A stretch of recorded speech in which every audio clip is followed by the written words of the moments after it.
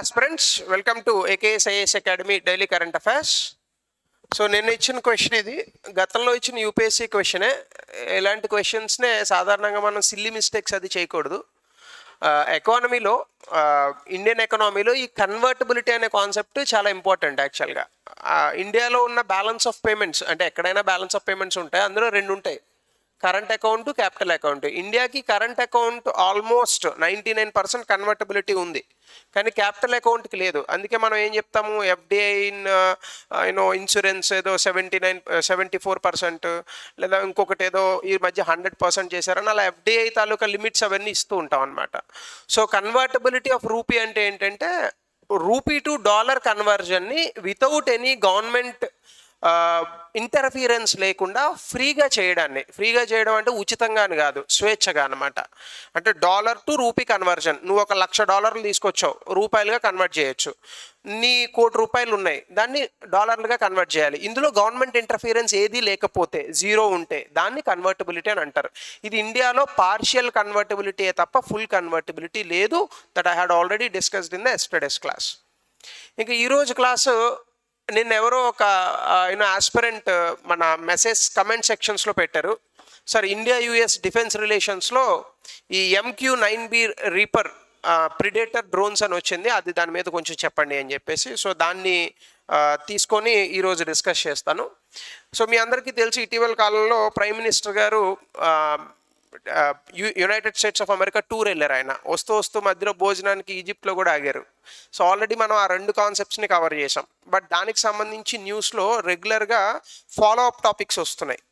Especially ఇండియాకి అమెరికాకి సంబంధించి ఇప్పుడు డిఫెన్స్ డీల్స్ అనేటటువంటివి చాలా చర్చనీయాంశమయ్యాయి. ఎందుకంటే బహుశా 1947 స్వాతంత్రం వచ్చిన తర్వాత భారతదేశం యొక్క రక్షణాత్మక దిగుమతులు కనుక మీరు చూసుకుంటే 90% పైగా దిగుమతులు రష్యా నుంచే ఉన్నాయి. మనం వాడిన 2 ఎయిర్ క్రాఫ్ట్ క్యారియర్స్, ఇప్పుడు వాడుతున్న INS విక్రమాదిత్య ఉంది చూడండి, అది కూడా మన రష్యా వాళ్ళు ఇచ్చిందే. ఇండియాకు వచ్చిన న్యూక్లియర్ సబ్మెరీన్ టెక్నాలజీ మొత్తం రష్యా వాళ్ళు ఇచ్చిందే. ఇండియా చేస్తున్నటువంటి ప్రాజెక్ట్స్ లైక్ కొదాన్కులం రష్యా వాడు ఇచ్చిందే. 1971లో బుల్లెట్స్ కూడా రష్యా వాడే ఇచ్చాడు. సో రష్యాతో సత్సంబంధాలను కొనసాగిస్తూ బహుశా అమెరికాతో కూడా సత్సంబంధాలను కొలిగించే చేసేటటువంటి స్టామినా ఉన్న ఏకైక దేశం భారతదేశం, అందులో క్వశ్చన్ ఏం లేదు. పాకిస్తాన్ లాంటి దేశాలు అడపదడప వచ్చినప్పటికీ కూడా భారతదేశం చేస్తున్నటువంటి పెద్ద ఎత్తున చేసేటటువంటి అవకాశం లేదు. సో ఆ పర్టికులర్ కంటెక్స్లో ఇటీవల SOS అరేంజ్మెంట్, RDP అగ్రిమెంట్ అని రెండిట్లకి గ్రీన్ సిగ్నల్ ఇచ్చింది భారత రక్షణ శాఖ. దాంతోపాటుగా MQ-9B రీపర్ డ్రోన్స్ అనేటటువంటి వాటిని భారత్ దాదాపుగా ఒక 31 డ్రోన్స్ని కొనుగోలు చేస్తున్నాం. ఆల్రెడీ మనం వాళ్ళ దగ్గర 2020 నుంచి కొన్ని డ్రోన్స్ని కొన్నాం, అది నేవీలో వాడుతున్నాం. ఇండియన్ ఆర్మీకి సంబంధించి అవసరాల మేరకు అయితే వాడట్లా, నేవీలో విడిగా వాడుతున్నారు డ్రోన్స్ని సర్వేలెన్స్ క్యాపబిలిటీస్ కోసం. కానీ ఇప్పుడు హిమాలయ ప్రాంతాల్లో, పాకిస్తాన్ దగ్గర, చైనా దగ్గర ఇప్పుడు పెరుగుతున్నటువంటి ఇబ్బందుల కారణంగా సర్వేలెన్స్ 24/7 అనేటటువంటిది అవసరం. కాబట్టి ఈ రీపర్ డ్రోన్స్ని కూడా ఇప్పుడు మనం కొనుగోలు చేయడానికి స్టార్ట్ చేసాం.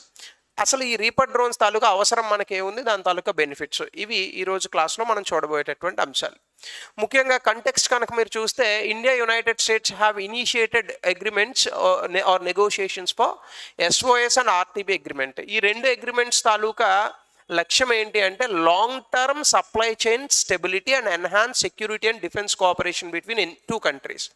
మీరు ఎప్పుడైనా గుర్తుపెట్టుకోండి, 2 దేశాల మధ్య ఏ సంబంధాలు, ద్వైపాక్షిక సంబంధాలు, అందులో భాగంగా రక్షణాత్మక సంబంధాలు ఏవైనా కావచ్చు, ఫస్ట్ ఎప్పుడు కూడా ఒక దేశానికి నేషనల్ సెక్యూరిటీ, జాతీయ భద్రత అనేటటువంటిది ముందు ఫస్ట్ ప్లేస్లో ఉంటుంది. తర్వాత ఏదైనా సార్ ఆర్థిక అవసరాలు ఫస్ట్ ప్లేస్లో ఉంటాయి, ఏమీ కాదు, ఫస్ట్ నేషనల్ సెక్యూరిటీయే. ఎందుకంటే దేశం ఉంటే కదా ఆర్థిక వ్యవస్థ ఉండేది, దేశమే లేకపోతే ఆర్థిక వ్యవస్థ ఎక్కడ నుంచి తీసుకొస్తాము. సో కాబట్టి national security it plays a very crucial and significant role in relations between any 2 countries. India is not an exception to that. So ఆ కండిషన్లో కనుక మీరు చూస్తే, ఇండియా ఇప్పుడు రష్యాతో పాటుగా ఇంకా అధునాతన టెక్నాలజీస్ని ఇంపోర్ట్ చేసుకోవడము, దిగుమతి చేసుకోవడము, దాంతోపాటుగా ఆ అధునాతన సాంకేతికతను భారతదేశంలోనే తయారు చేసే విధంగా అడుగులు ముందుకేస్తుంది. ఇందులోనే భాగంగా ఇప్పుడు ఈ SOS అండ్ RTP అగ్రిమెంట్స్ అంటే ఏంటంటే, భారత్కి యుఎస్కి మధ్య long term supply chain stability, అంటే చాలా దీర్ఘకాలికంగా అమెరికాకి భారత్కి మధ్య రక్షణాత్మక సహకారానికి సంబంధించి దాంతోపాటుగా భద్రతను పెంపొందించే విధంగా ఒక అగ్రిమెంట్ని చేసుకుంటున్నారు. అంటే ఏంటి దాని అర్థం? నూతన సాంకేతికతలు అమెరికాతో ఏవైతే ఉన్నాయో, డెఫినెట్గా అమెరికా దగ్గర మనకన్నా చాలా అధునాతన సాంకేతికతలు ఉన్నాయి, అందులో అనుమానమే లేదు. There is no country in the world which is even close to America's defence budget. America defence మీద ఖర్చు పెడుతున్న బడ్జెట్ తర్వాత 10 దేశాలు కలిపినా సగం ఉండదు. అంటే మీరు అర్థం చేసుకోండి వాడు ఎంత డబ్బులు ఖర్చు పెడతాడు. ఇండియా అయితే అసలు టాప్ 10లోనే మీకు చాలా తక్కువ కనిపిస్తుంది, ఇంపోర్ట్స్లో కనిపిస్తుంది అంతే. సో కాబట్టి ఈ అగ్రిమెంట్స్తో మనం దీర్ఘకాలికంగా అమెరికా భారత్ మధ్య రక్షణాత్మక ఒప్పందానికి ఇది బాటలు వేస్తుంది. సో ఇందులో ఎస్ఓఎస్ అగ్రిమెంట్ అంటే దాని పేరు సెక్యూరిటీ ఆఫ్ సప్లై. అంటే ఏంటి? It is a bilateral and multilateral agreement. అంటే ఇది ద్వైపాక్షిక, దాంతోపాటుగా ఇంకా ఇతర దేశాలు కూడా వచ్చేటటువంటి అవకాశం ఉంటుంది.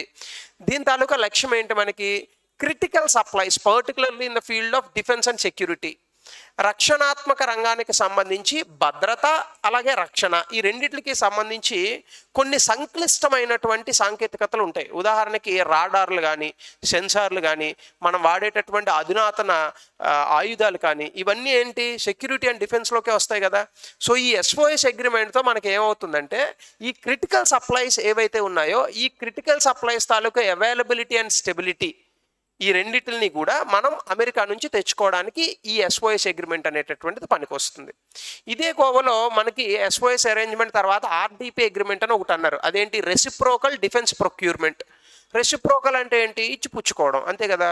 So it is a bilateral agreement. అంటే ఇది అమెరికాకి ఇండియాకి మధ్య రక్షణాత్మక రంగంలో జరుగుతోంది. అంటే అమెరికా తాలూకా సాంకేతికతలు భారత్కు ఉంటుంది, భారత్లో ఉన్నటువంటి కొన్ని అంశాలు అంటే అమెరికాకి పనికొస్తాయి సార్ భారతదేశాన్ని అనకండి మీరు. మన వ్యాక్సిన్లు పనికిరాలా? అట్లా ఏవో ఉంటాయి మనకు తెలియకుండా.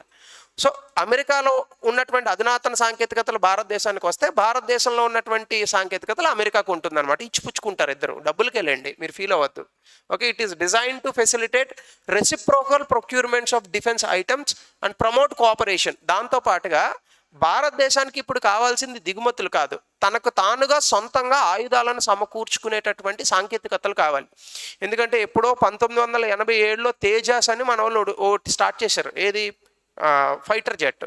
2022 వచ్చేటప్పటికి దాన్ని ఆర్మీలో ఇండక్ట్ చేసాం. అంటే ఎన్నేళ్ళు పట్టింది? అది దాదాపుగా 35 సంవత్సరాలు పట్టింది. ఎవరన్నా 35 సంవత్సరాల్లో ఒక ఏరోప్లేన్ తయారు చేస్తారా? మన పక్కన ఉన్న చిన్న చిన్న దేశాలు, అంటే ఈవెన్ మనతో పాటు పాకిస్తాన్ కూడా చేసింది. అప్పుడు ఇంక భారత్కి పాకిస్తాన్కి తేడా ఏముంది? సో డెఫినెట్గా మన దేశానికి చాలా ఎక్కువ పొటెన్షియల్ ఉంది, కానీ కావాల్సిందల్లా ఏంటి? మనకి రీసెర్చ్ అండ్ డెవలప్మెంట్ లేదు, R&D లేదు.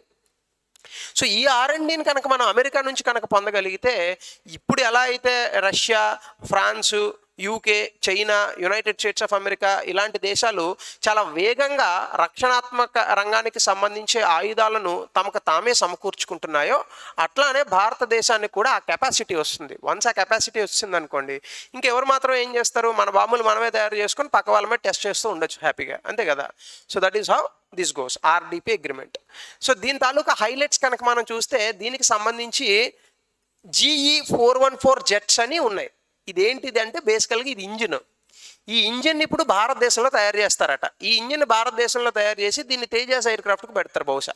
సో అప్పుడు మనకే ఒక కొత్త ఫైటర్ జెట్ వస్తుంది. ఇప్పుడు అమెరికాలో ఎట్లయితే F-16 ఫైటర్ జెట్స్, లేదంటే రష్యాలో సుకోయ్ మిగ్ విమానాలు ఎలాగైతే ఫేమస్, మన దేశంలో కూడా మనం తయారు చేసుకోవచ్చు. దాంతోపాటు డిఫెన్స్ ఇండస్ట్రియల్ కోఆపరేషన్, అంటే దీనికి సంబంధించి కూడా రోడ్ మ్యాప్ని కంక్లూడ్ చేశారు. ఇది ఇంకా ఫైనలైజ్ అవ్వలేదు, ఇది నడుస్తుంది, ఇంకా మాటలు నడుస్తున్నాయి. Guiding their policy direction for the next few years, అంటే రానున్నటువంటి సంవత్సరాలకు ఎలా ఈ ఇరు దేశాలకి మధ్య ఒక డైరెక్షన్ అనేటటువంటిది ఉండాలి అనే ఉద్దేశంతో ఇగో ఈ డిఫెన్స్ ఇండస్ట్రియల్ కోఆపరేషన్ అనేటటువంటి దాన్ని కంక్లూడ్ చేసుకున్నారు. అంటే ఏ రకంగా భారత్ యుఎస్ మధ్య సంబంధాలు ఉండాలి అని. దాని తర్వాత capacity building and infrastructure development కెపాసిటీకి సంబంధించి maritime domain awareness and strategic infrastructure development.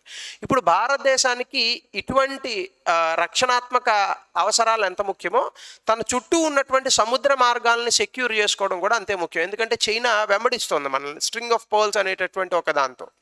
ఒక సిద్ధాంతంతో. సో మనకి సబ్మెరీన్స్ కానీ, ఇన్ఫ్రాస్ట్రక్చర్స్ కానీ, డ్రోన్స్ కానీ, ఫ్రిగేట్స్ కానీ, డెస్ట్రాయర్స్ కానీ, ఎయిర్ క్రాఫ్ట్ క్యారియర్స్ కానీ, ఇవన్నీ కూడా చాలా ఇంపార్టెంట్ రోల్ ప్లే చేస్తాయి. సో దానికి సంబంధించి maritime domain awareness and development అనేటటువంటి పేరిట ఇన్ఫ్రాస్ట్రక్చర్ని డెవలప్ చేస్తారట. దాంతోపాటుగా US India defence acceleration ecosystem, నేను ఆల్రెడీ ఇది ఒక 4-5 రోజుల క్రితం అనుకుంటే ఎక్స్ప్లెయిన్ చేశాను. ఒకసారి ఆ వీడియో మీరు చూసుకోండి. ఇండెక్స్ నేను చాలా డీటెయిల్డ్గా ఎక్స్ప్లెయిన్ చేశాను. Again you can watch that video instead of wasting the time here. So దాంతోపాటుగా ఇటీవల కాలంలో MQ-9B రీపర్ డ్రోన్స్ అని ఉంటాయి. ఇక రీపర్ డ్రోన్స్ అంటే ఇంకెలా ఉంటాయి, మీరు అందరూ ఇంటర్స్టెల్లార్ సినిమా చూస్తే అందులో కనిపిస్తుంది. సో ఈ రీపర్ డ్రోన్స్ ఏంటంటే నిర్విరామంగా 40 గంటల పాటు ఆకాశంలో ఎగరగలవి ఇవి. దాంతోపాటు ఇది ఏం చేస్తుంది, చాలా మంచి సర్వేలెన్స్ ఇస్తుంది. అంటే ఇది 40,000 అడుగుల పైన భూమి నుంచి మీకు మంచి కెమెరా ఫుటేజ్ ఇస్తుంది అనమాట. అసలు మీరు ఇలా చూస్తే పైన డ్రోన్ ఉందని తెలీదు, కానీ డ్రోన్ ఉంటుంది. దీని నుంచి మీరు వెపన్స్ రిలీజ్ చేయొచ్చు, ఎవరినన్నా చంపొచ్చు. అంటే ఒక రకంగా చెప్పాలంటే బ్రహ్మాస్త్రం టైప్ అనమాట. మీకు గాల్లో ఉంటుంది, మిమ్మల్ని చంపాలని అనుకుంటే వాడు ఎక్కడో ఢిల్లీలో కూర్చొని ఒక బటన్ నొక్కితే చచ్చిపోతారు.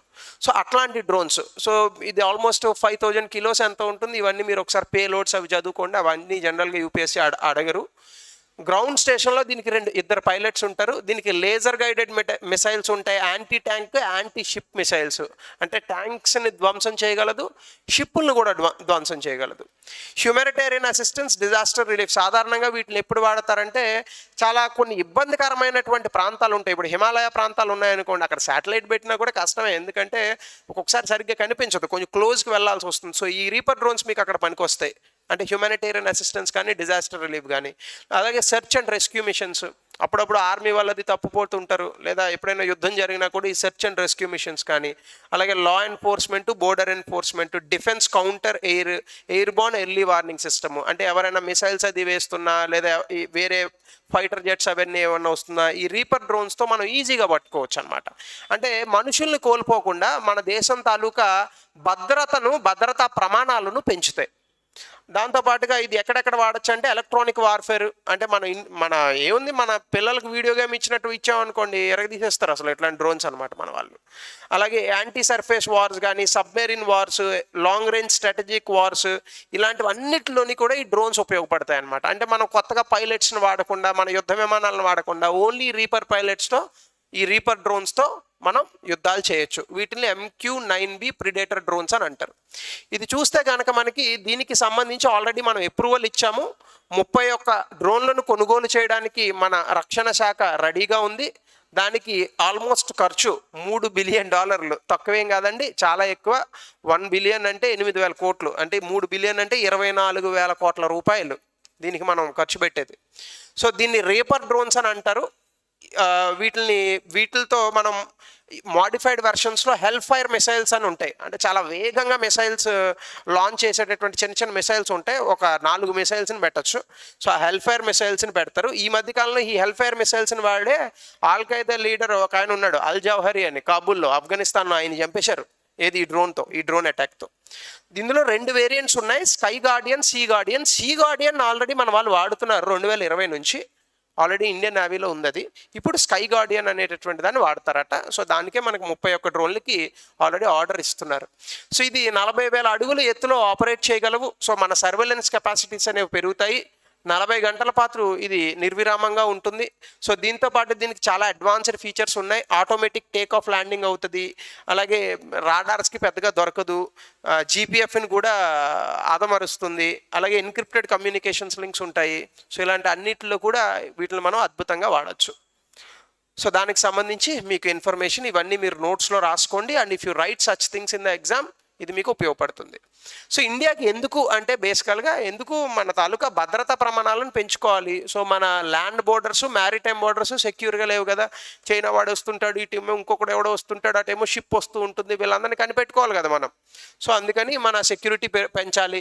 దాంతోపాటుగా ఇటీవల కాలంలో చైనాతో లద్దాఖ్లో గొడవలు పెరుగుతున్నాయి, పాకిస్తాన్తో కూడా పెరుగుతున్నాయి, జమ్మూ అండ్ కాశ్మీర్ ప్రాంతాల్లో. సో ఇట్లాంటి డ్రోన్స్ వల్ల మనకి కెపాసిటీస్, సర్వేలెన్స్ కెపాసిటీస్ అనేవి పెరుగుతాయి. అలాగే చైనా తాలూకా సబ్మెరీన్స్ని కానీ, వార్షిప్స్ని కానీ హిందూ మహాసముద్రంలో ఒకవేళ యుద్ధం వస్తే మనం ఈజీగా దీంతో మనం ఎదుర్కోవచ్చు. అలాగే మన వైటల్ సీలెన్స్ని రేపొద్దున యుద్ధం వస్తే ఫస్ట్ ఏం చేస్తారు, మనకు వచ్చే ఎగుమతుల్ని దిగుమతులను ఆపడానికి ట్రై చేస్తారు. ఆ వైటల్ సీలెన్స్ని ఈ డ్రోన్స్ ద్వారా మనం కాపాడుకోవచ్చు. దాంతోపాటుగా కౌంటర్ టెర్రరిజం, మన ఉగ్రవాదులకు వ్యతిరేకంగా మనం వీటిని వాడచ్చు. కౌంటర్ ఇన్సర్జెన్సీస్కి వాడచ్చు. జమ్మూ అండ్ కాశ్మీర్ లాంటి ప్రాంతాల్లో ఎక్కడి నుంచి అయినా వీళ్ళు వస్తూ ఉంటే వాళ్ళ తాలూకా వెహికల్స్ని ధ్వంసం చేయడానికి మనం వీటిని వాడచ్చు. యుఎస్ కొన్ని వేల డ్రోన్లను వాడుతుంది ప్రపంచం అంతా. అందుకే ప్రపంచంలో ఎక్కడైనా ఎవరినైనా చంపగలదు యుఎస్. సో అది మనం చూడొచ్చు. సో దీనివల్ల బెనిఫిట్ ఏంటంటే మిగతా దేశాలతో మనం పోల్చుకుంటే మన తాలూకా వ్యూహాత్మక ఇది అనేటటువంటిది పెరుగుతుంది, భద్రత అనేటటువంటిది పెరుగుతుంది. లాంగ్ రేంజ్ సర్వేలెన్స్ అంటే 40 గంటలు అంటే దాదాపుగా ఎంత మీకు 2 రోజులు కదా. 2 రోజులకు డ్రోన్ ఎగరేస్తూ ఉన్నాం అనుకోండి, ఎప్పుడు మనకి ఏం జరుగుతుందో మన దేశం చుట్టూ తెలుసుకోవచ్చు. సో భారతదేశం తాలూకా డిఫెన్స్ కోఆపరేషన్ విత్ అమెరికా పెరుగుతుంది. ఇండో పసిఫిక్ రీజియన్లో భారతదేశానికి కాస్త సత్తా కూడా బలం కూడా పెరిగేటటువంటి అవకాశం ఉంది. అలాగే క్వాడ్ గ్రూపింగ్లో అంటే యుఎస్, ఆస్ట్రేలియా, దీని మీద కూడా నేను ఆల్రెడీ వీడియో చేశాను, జపాన్, ఇండియా. ఈ క్వాడ్ గ్రూపింగ్లో ఇండియా తాలూకా పాత్ర కాస్త బలోపేతం అవుతుంది. దీంతో పాటుగా భారతదేశంలో డిఫెన్స్ ఇండస్ట్రీకి బాగా ఒక ఊతం దొరుకుతుంది. ఎందుకంటే ఈ టెక్నాలజీని కూడా ట్రాన్స్ఫర్ చేయడానికి అమెరికా ఒప్పుకుంటోంది. సో దానివల్ల మేక్ ఇన్ ఇండియాలో భాగంగా 30 ఏళ్ళలో 20 ఏళ్ళలో పోయాక ఆ డ్రోన్స్ ఇన్నిటిని మనమే తయారు చేసుకోవచ్చు. సో ఆ రకంగా మనం దీన్ని తీసుకోవచ్చు. These are the things which you have requested for. So నేను ఆ పర్టికులర్ క్లాస్ని తీసుకొచ్చాను. సో దీనికి సంబంధించి స్మార్ట్ వాల్స్ ఫర్ బోర్డర్స్ అనేటటువంటి దానికి సంబంధించి ఒక క్వశ్చన్ ఇచ్చాను, ఆన్సర్ చెప్పండి. ఇంటర్నెట్లో ఎక్కడో కనిపించింది తీశాను, నేనేం రాయలేదు కొత్తగా దీన్ని. క్వశ్చన్ అయితే నేనే రాశాను. భారత్ అమెరికా అణు ఒప్పందం నుండి రక్షణ సంబంధాలకు ప్రాధాన్యతనిస్తూ భారత్ అమెరికా సంబంధాల కాలక్రమాన్ని రాయండి. అంటే మీరు ఆర్డర్లో రాయాల్సి ఉంటుంది. 200 పదాల్లో రాయండి. That would be very good for your mains answer writing. So ఇది as you had asked for Bharat America రక్షణ సంబంధాలకు సంబంధించి. ఇంకా ఏవైనా టాపిక్స్ మీకు కనుక చెప్పాలని అనుకుంటే నేను కమెంట్ సెక్షన్లో పెట్టండి. కొంతమంది కొన్ని టాపిక్స్ అడిగారు, నేను దాని మీద ఆల్రెడీ కొన్ని వీడియోస్ చేసేసి ఉన్నాను. ఒకసారి మీరు వెళ్ళి వెనకాల చూసుకోవచ్చు. మీరు ఏవైనా నేను చేయని వీడియోస్ ఉంటే then I will definitely take it. So thank you, have a nice day.